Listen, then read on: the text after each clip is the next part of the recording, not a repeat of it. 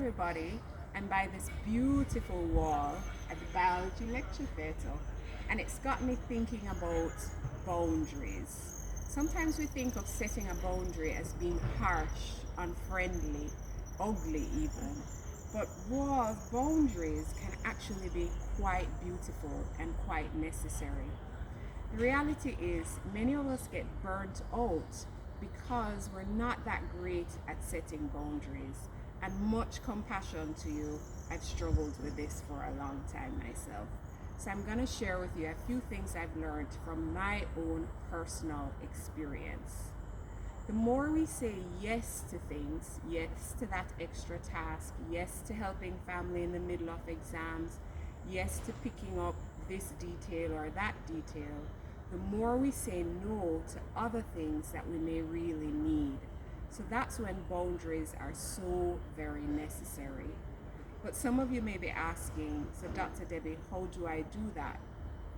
The first thing is to get really clear on what you need. What needs are not being met in your life because you may be overworking and not setting boundaries.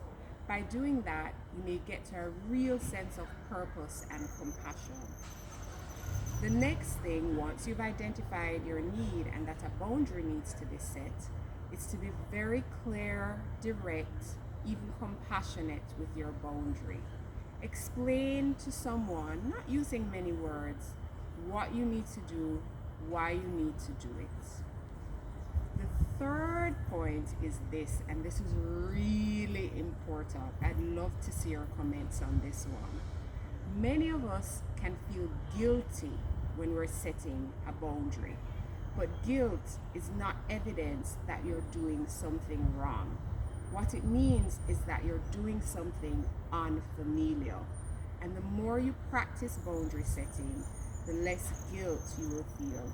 And sometimes you may be really surprised that others around you understand.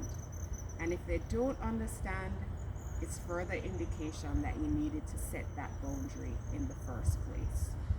So if you're really struggling with setting boundaries, why not pay me a visit? I'm your FST Wellness Officer, and I look forward to helping you.